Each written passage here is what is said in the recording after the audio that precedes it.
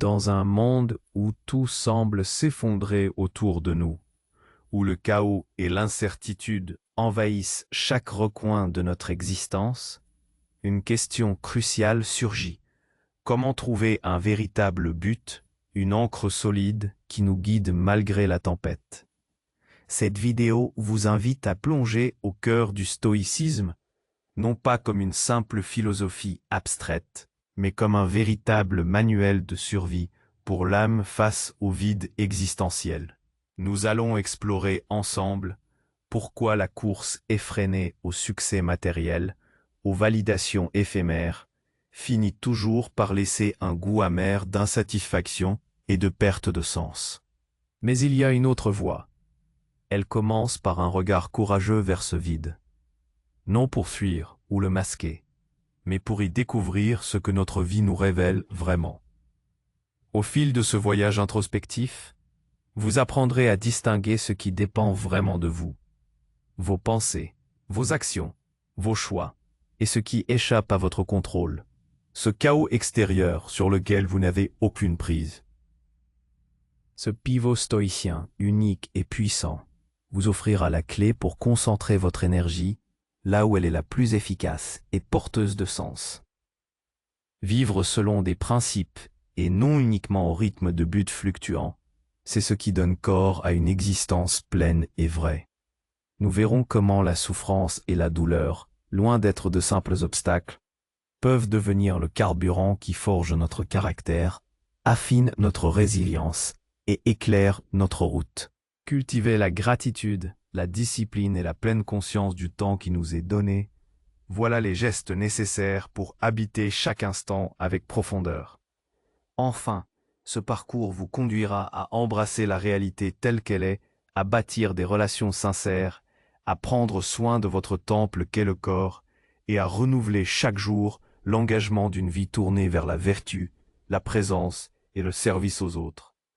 Parce que la vie, aussi brève soit-elle, mérite d'être vécue intensément, chargée de significations authentiques que l'on construit pas à pas, face au chaos autant qu'au calme. À la fin de cette vidéo, vous ne regarderez plus jamais votre existence de la même manière. Vous repartirez avec un nouvel horizon, celui d'un axe intérieur inébranlable, capable de faire de chaque moment, même le plus confus, une étape vers votre véritable but. Structure en liste, pas de nombre spécifique dans le titre, donc narration fluide privilégiée. Si cela fait sens pour vous jusqu'ici, aimez la vidéo et partagez-la avec quelqu'un qui a besoin d'entendre cela. Votre soutien permet à ces réflexions de rayonner et d'éclairer d'autres chemins. Nous avons plongé ensemble au cœur de cette quête de sens, discernant la futilité de la course effrénée aux validations extérieures et explorant la puissance du pivot stoïcien. Cette capacité unique à concentrer notre énergie sur ce qui dépend de nous. Nous avons entrevu comment la souffrance, loin d'être un simple fardeau, peut se transformer en un creuset pour notre caractère, affûtant notre résilience et éclairant notre parcours. La gratitude, la discipline et la conscience aiguë du temps qui nous est imparti ont commencé à dessiner les contours d'une existence plus profonde. Mais ce voyage ne s'arrête pas là. Il ne s'agit pas seulement de comprendre, mais d'incarner. Les fondations sont posées. Il est temps de bâtir. Le stoïcisme est une philosophie d'action, une feuille de route pour naviguer non pas autour de la réalité, mais à travers elle, avec une intégrité et une force inébranlables. Embrasser la réalité telle qu'elle est, l'art de l'amor fati. Le premier pilier sur lequel nous allons nous appuyer pour finaliser cette construction est la capacité, souvent contre-intuitive, à embrasser la réalité telle qu'elle est. C'est ce que les stoïciens nomment l'amor fati, l'amour de son destin.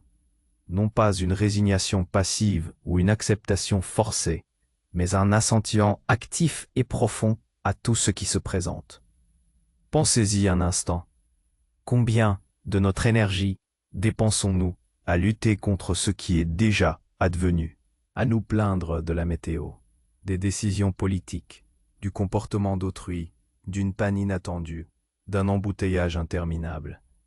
Combien de nuits blanches passons-nous à refaire des scénarios, à ressasser des injustices, à vouloir que les choses soient différentes de ce qu'elles sont. Cette résistance intérieure est une source inépuisable de souffrance. Elle nous maintient prisonniers d'un si seulement paralysant. Le stoïcisme nous invite à débrancher cette lutte vaine. Le chaos extérieur que nous avons évoqué plus tôt est, par définition, hors de notre contrôle. Les événements se déroulent comme ils doivent se dérouler, mus par des forces qui nous dépassent. Notre pouvoir réside non pas dans la capacité à modifier ces faits, mais dans la liberté de choisir notre réponse face à eux. L'amor fati n'est pas de la fatalité, mais une stratégie de liberté.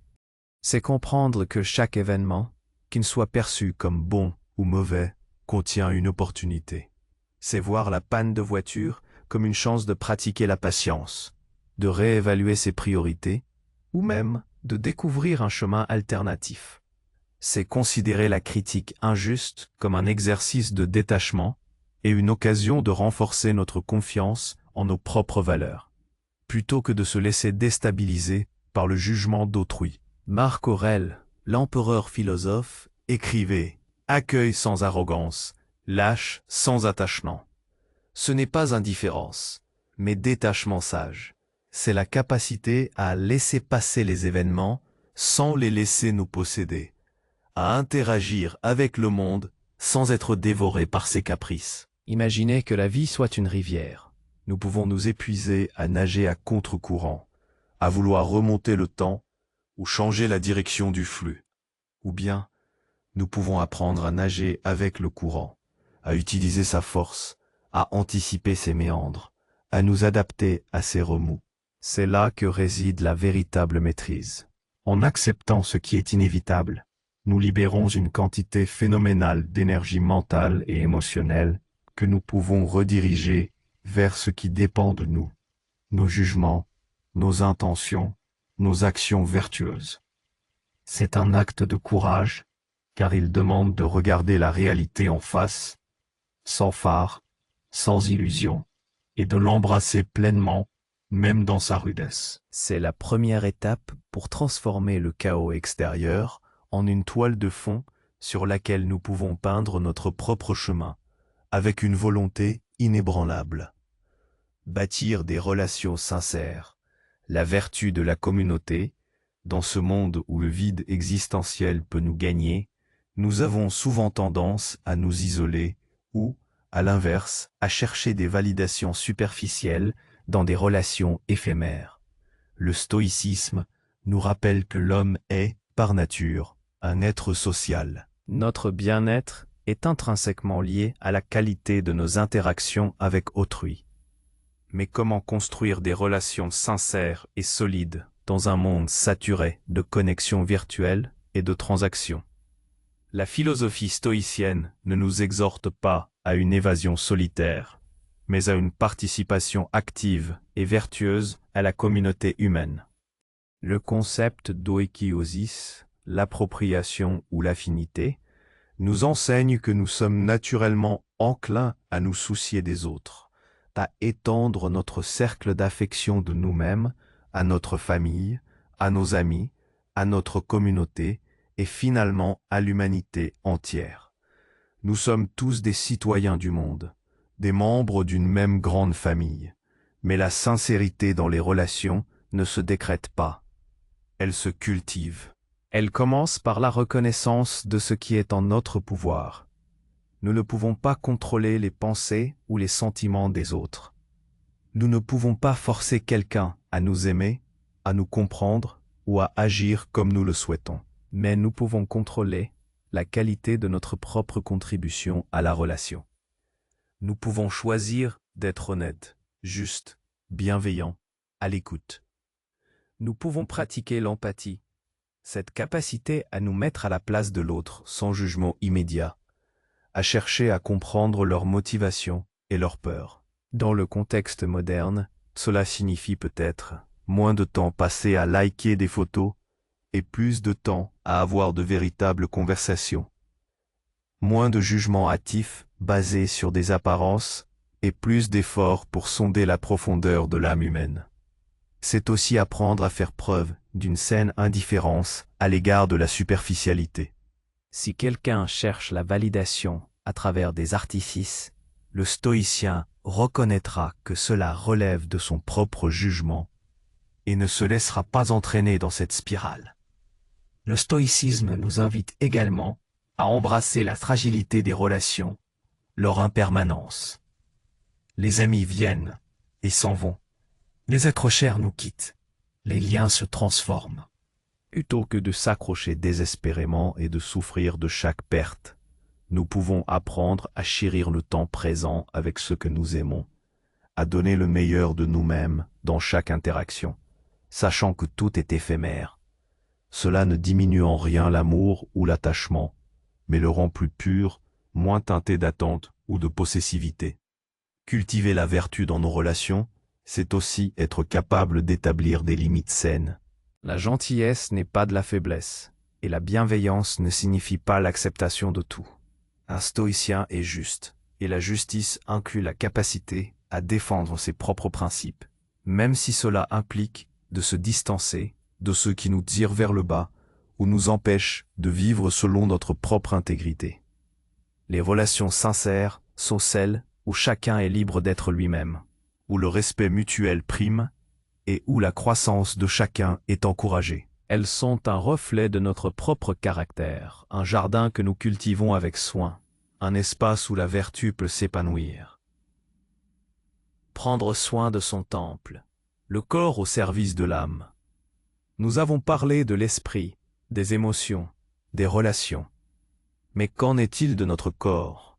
Dans notre quête de sens, nous avons parfois tendance à séparer l'esprit du corps, à considérer ce dernier comme un simple véhicule ou pire, comme un obstacle à nos aspirations intellectuelles.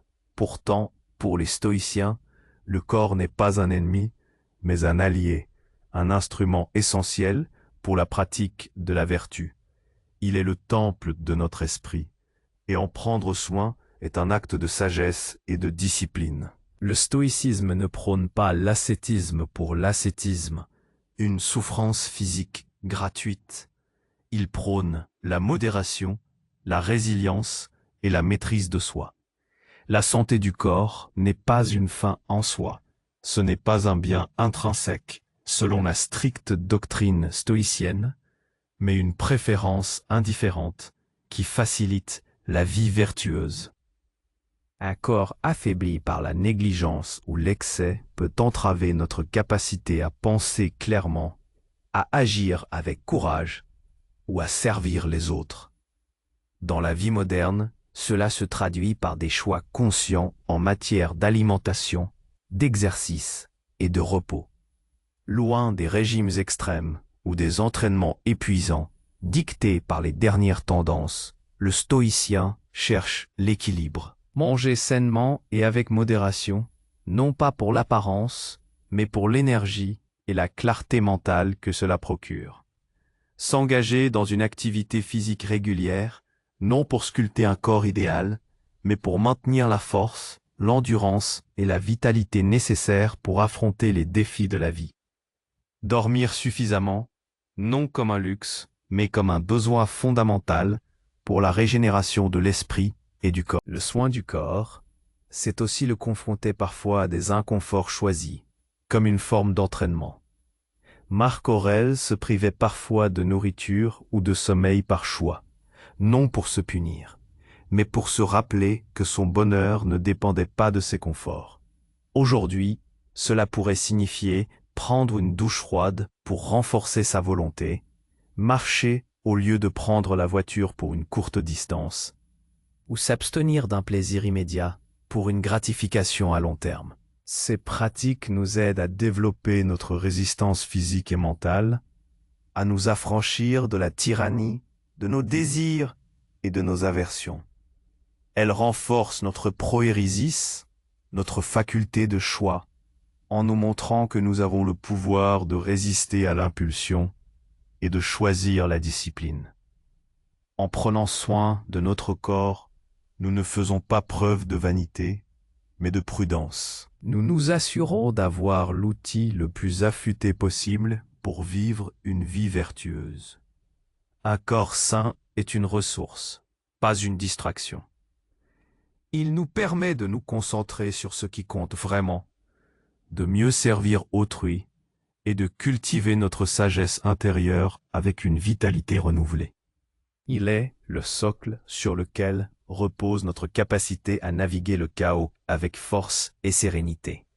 Renouveler chaque jour l'engagement, la vie quotidienne de la vertu. Nous arrivons au cœur palpitant de la philosophie stoïcienne. Elle n'est pas une théorie à méditer de temps en temps, mais une pratique quotidienne, un engagement renouvelé à chaque aurore, une vie tournée vers la vertu. La présence et le service aux autres n'est pas un état que l'on atteint une fois pour toutes, mais un chemin que l'on parcourt pas à pas, jour après jour. C'est ici que l'abstraction philosophique se mue en action concrète, en choix délibéré. La vertu n'est pas une liste de règles morales, mais une disposition de l'âme, une excellence de caractère. Les stoïciens identifient 4 vertus cardinales. La sagesse, capacité à bien juger, à discerner le vrai du faux, le bon du mauvais. La justice, agir équitablement envers autrui. Le courage, affronter la peur, la douleur, l'adversité avec fermeté. Et la tempérance, maîtrise de soi, modération des désirs et des plaisirs. Ces vertus ne sont pas des idéaux inaccessibles. Elles sont les outils avec lesquels nous sculptons notre existence. Comment intégrer cela dans nos vies modernes trépidantes? Le stoïcisme nous propose des rituels puissants, des ancres pour notre âme. La réflexion matinale. Avant que le tumulte de la journée ne nous emporte, prenez quelques instants pour vous. Réfléchissez aux défis potentiels de la journée. Qui allez-vous rencontrer? Quelles difficultés pourriez-vous affronter? Comment allez-vous choisir de réagir? Fixez-vous l'intention d'agir avec sagesse, justice, courage et tempérance, quelles que soient les circonstances. C'est une préparation mentale, une vaccination contre l'impulsivité et la réactivité. Par exemple, si vous savez que vous allez rencontrer une personne difficile, vous pouvez vous préparer à écouter avec patience, à répondre sans colère et à ne pas vous laisser entraîner dans son drame. 2. La pleine conscience en action. Le stoïcisme n'est pas une méditation passive, mais une présence active. Soyez pleinement dans chaque tâche, chaque interaction.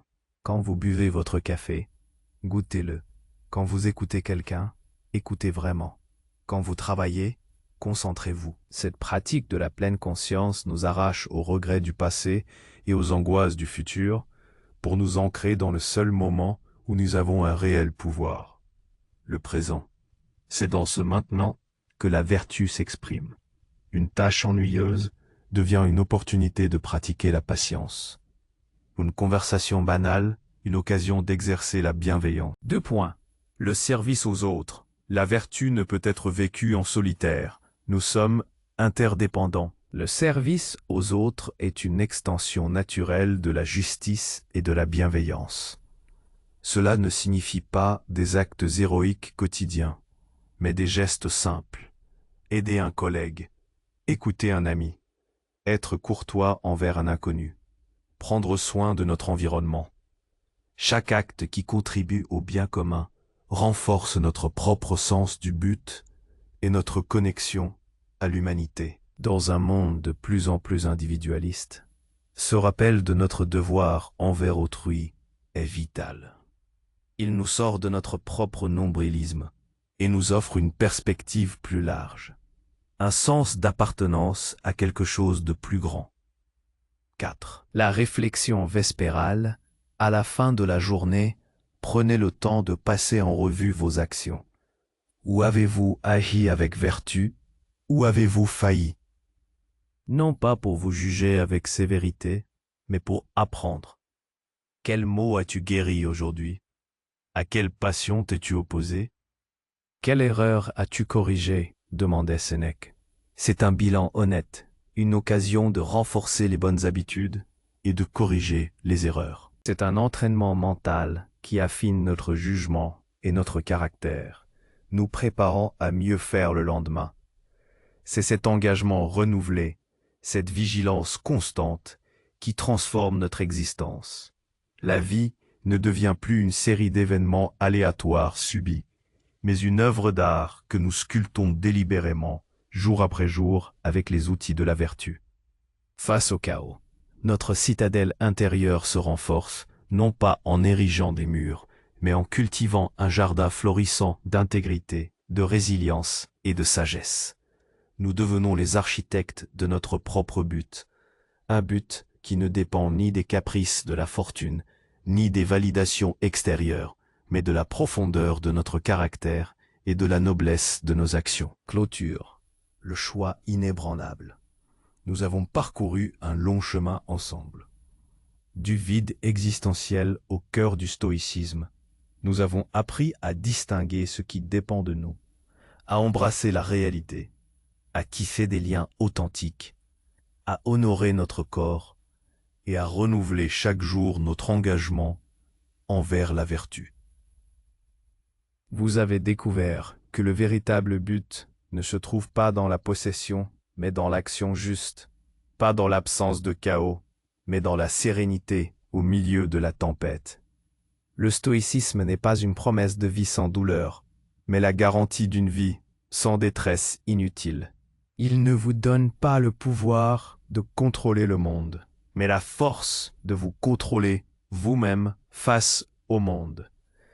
C'est une invitation à cesser d'être une feuille emportée par le vent des circonstances et à devenir le rocher inébranlable contre lequel les vagues peuvent se briser sans l'altérer. Sénèque nous a enseigné, ce n'est pas parce que les choses sont difficiles que nous n'osons pas. C'est parce que nous n'osons pas qu'elles sont difficiles. Mais je voudrais l'interpréter avec vous. Ce n'est pas parce que la vie est pleine de chaos que nous sommes perdus. C'est parce que nous refusons de choisir notre axe intérieur, de nous ancrer dans la vertu et la présence, que nous nous sentons si souvent à la dérive. Le véritable courage n'est pas de ne pas avoir peur, mais de choisir d'agir vertueusement malgré la peur. La vraie sagesse n'est pas de tout savoir, mais de savoir ce qui compte vraiment et d'agir en conséquence. À présent, la question cruciale se pose, non pas comme une contrainte, mais comme une invitation à votre propre liberté. Quel petit acte de vertu allez-vous choisir d'incarner aujourd'hui pour renforcer votre citadelle intérieure, pour affirmer votre axe inébranlable face au chaos? Prenez un instant. Réfléchissez. Il ne s'agit pas de changer le monde d'un coup, mais de changer la manière dont vous habitez votre monde. Un choix conscient à la fois. Si cette vidéo a résonné en vous, si elle a allumé une étincelle de clarté ou de détermination, n'hésitez pas à aimer et à laisser un commentaire. Partagez votre propre réflexion sur ce que vous comptez mettre en pratique. Et bien sûr, si ce voyage vous a plu, abonnez-vous à la chaîne pour ne manquer aucune de nos prochaines explorations philosophiques. Votre engagement nourrit cette communauté et permet à ses enseignements de continuer à inspirer. Merci.